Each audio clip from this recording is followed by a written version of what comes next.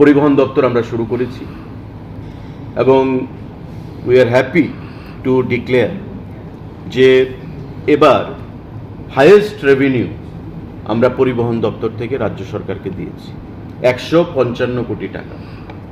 এবং cashless system চালু হওয়ার পর থেকে এই আমাদের যে রেভিনিউ জেনারেশন তার মধ্যে ট্রান্সপারেন্সি এসছে, স্বচ্ছতা এবং অর্থের যে পরিমাণ রেভিনিউ জেনারেশন সেটা আরও অনেক বৃদ্ধি পেয়েছে।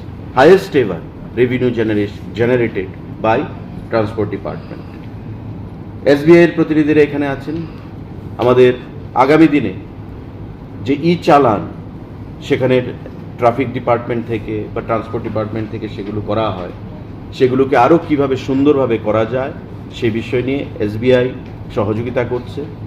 SBI, traffic department, transport department, আমাদের এনআইসি আগামী দিনে মিলে একটা নতুনভাবে এসওপি তৈরি করে আমরা এই চালানকে আরও স্বচ্ছতার সঙ্গে আরও এফেক্টিভ কীভাবে বানানো যায় সেই বিষয়ে আজকে এখানে আলোচনা হয়েছে।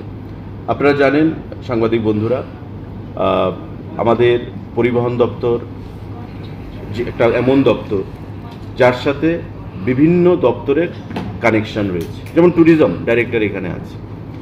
আমাদের ড্রেজিংয়ের কাজ চলছে মহারানী থেকে। আমাদের গোমতী নদীর যে নাব্যতা সেটাকে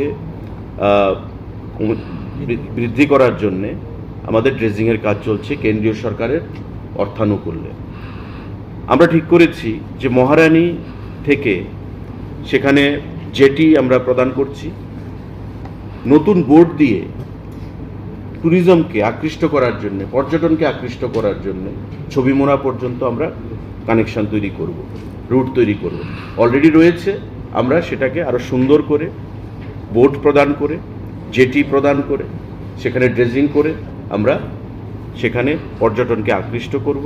পর্যটকদেরকে আরও যাতে এই ছবিমোড়ার যে ন্যাচারাল বিউটি সেটাকে তারা গ্রহণ করতে পারে বা তারা আনন্দে মেতে উঠতে পারে, তার জন্য আমরা সমস্ত ধরনের ব্যবস্থা গ্রহণ করব। সেই বিষয়ে আমাদেরও আলোচনা হয়েছে। তো ওভারঅল অনেক কিছু ইস্যু নিয়ে আজকে আমাদের আলোচনা হয়েছে। সারা রাজ্য থেকে পরিবহন দপ্তরের আধিকারিকরা, ডিটিওরা এখানে এসছেন, বিভিন্ন দপ্তরের আধিকারিকরা যাদের নাম আমি বললাম আগে, তারা এখানে আছেন। এবং আগামী দিনে আমাদের যে লক্ষ্য, যে সময়ের কাজ সময়ে সম্পন্ন করা, কোয়ালিটি মেনটেন করা, স্বচ্ছতার সঙ্গে কাজ করা এবং নতুন আরও প্রজেক্ট কিভাবে আগামী দিনে পরিবহন দপ্তর আমরা রাজ্যের মানুষকে, জনগণকে প্রদান করতে পারবো রাজ্যের উন্নয়নের স্বার্থে, সে বিষয়ে আমাদের এখানে বিস্তৃত আলোচনা হয়েছে।